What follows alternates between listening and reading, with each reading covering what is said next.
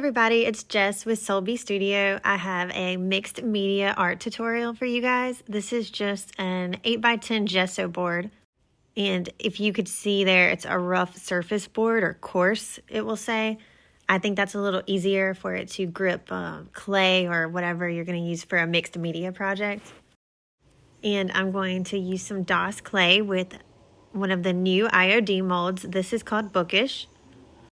And so I'm just going to be starting from the bottom of my board and working up with the composition. I love the new release, but I really was kind of hoping for something more like island or nautical related. And we didn't quite get that. We got some other amazing products, but I had to figure out a way to incorporate more of a beachy island theme with these new products. So this is what I came up with, and it turned out really cool. I hope you guys like it. But I'm going to start with this bookish mold with the largest book at the bottom. And then I'll be using some stamps and some additional molds as well. And this bit of clay is older. I'm still trying to make it work. It's quite a large casting to pull off with air dry clay. I was really excited when I first saw this mold for the preview for the IOD stockist. I knew I had to get this one. It's really, really neat and not something that I expected for them to come out with.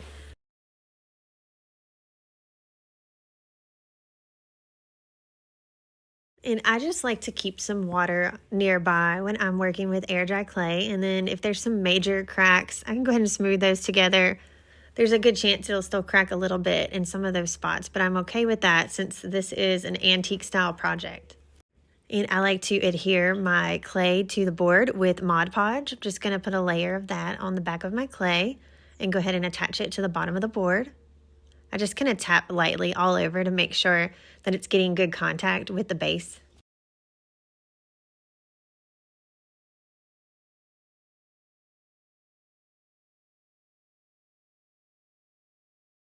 And now I've got some stamps from a new pack called the Connoisseur Library.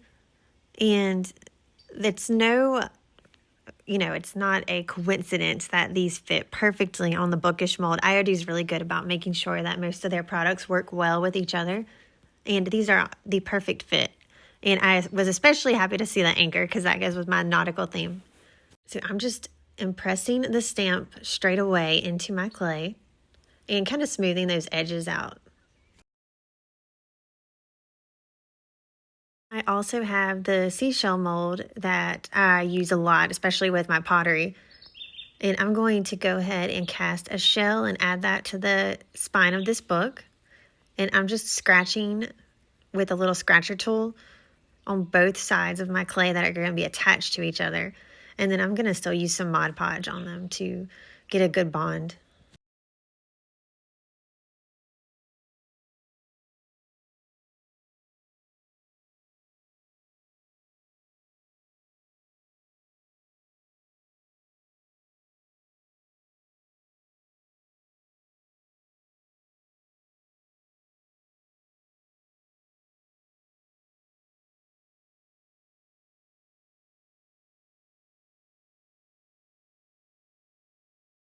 So now I'm starting my book stack, and I'm going to go ahead and attach this one with Mod Podge as well, just right on top of the other spine.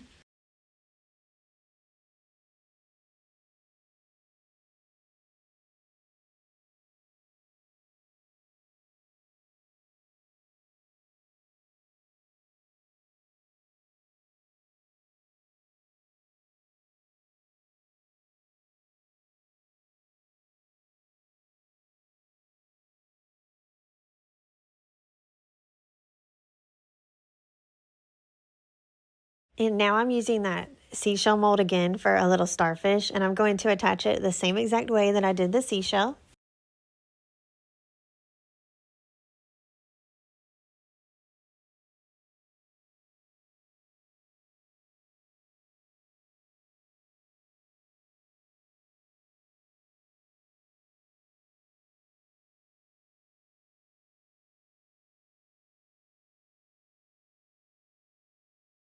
And again, there's just plenty of stamps that fit perfectly from that packet with this mold. You can really go crazy with these You don't even have to do impressions. If you're not using clay with resin, you could use some ink on them or paint.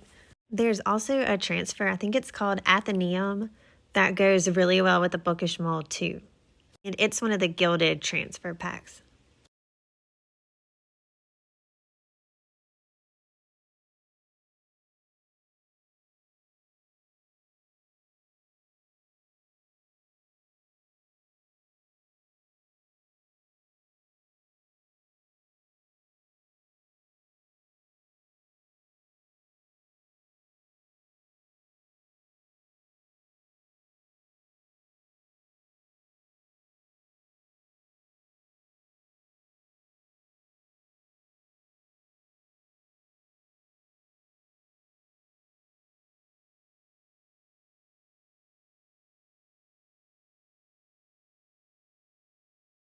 And I forgot to mention, I'm just dusting my mold with cornstarch prior to putting the clay in the mold. That way it will release it easier. And this is actually a retired mold called Sea Sisters, which is one of my absolute favorites. I love the Mermaid. She is gorgeous. And this was one of the first molds that I ever got from IOD before I was even a stockist. She is a little tricky with clay, but usually I can work it out. Sometimes I have to leave her arms a little thicker because they can kind of twist a little bit like you can see here. So if you've seen my videos before, you're a subscriber, you kind of know this already, but I usually just build as I go. I have a slight idea in mind. Like for this one, I knew I wanted bookish and my mermaid. But other than that, I'm just building as I go. And the layout is kind of just being built as I see it work, if that makes sense.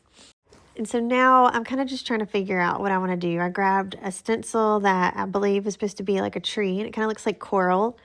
And so I'm just applying that with some modeling paste to the top just to fill that space. And again, I'm just building as I go. If you knew you wanted to do a background like that, it's probably easier to go ahead and do it before working with your clay. But since I just added that on a whim, I'm doing it over the mermaid, just really carefully. The clay is still not dry.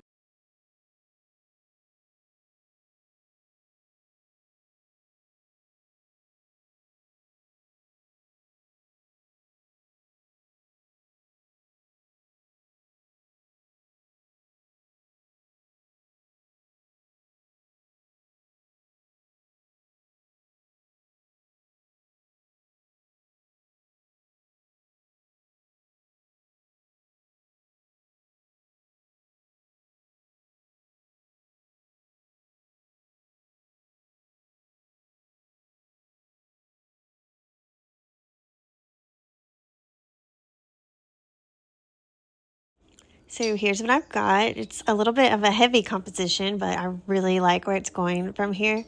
And I let it fully dry. Here is what it looked like after it dried for about 24 hours.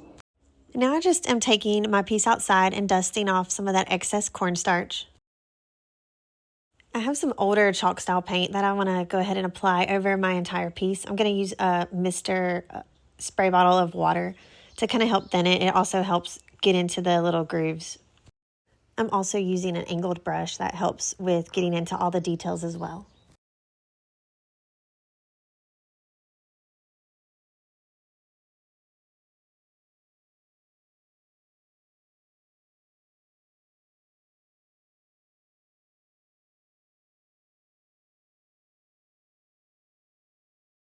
And now I want to take this turquoise color as well. I'm just using the same brush, and I'm going to kind of blend in some of these areas with this lighter color.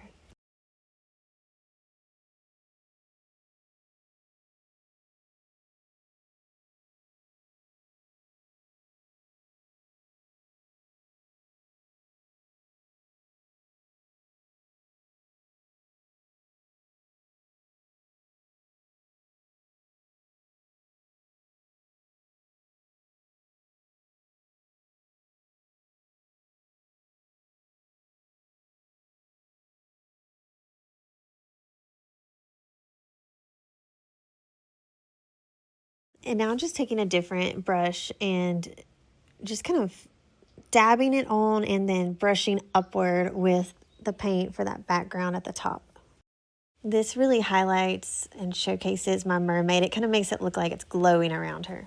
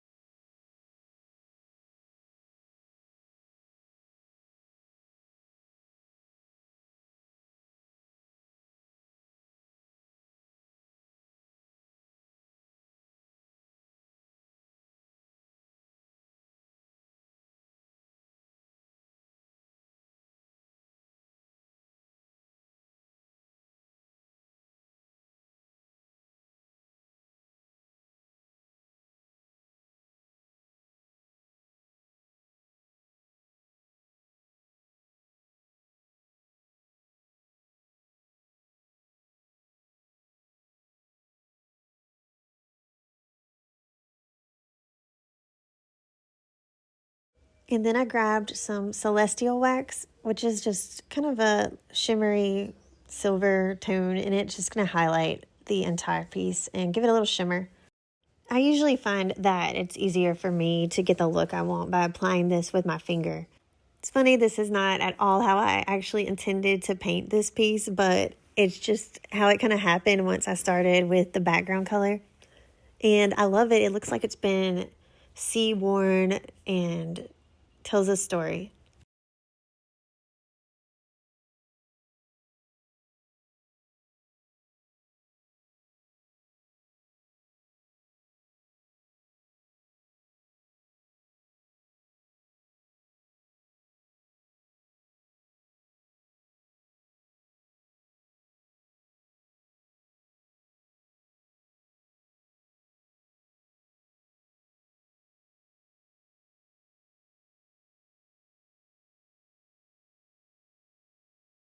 And to further seal my piece, once it's fully dried after 24 hours, I take it outside and give it one coating of a clear spray paint, usually Rust-Oleum 2X matte.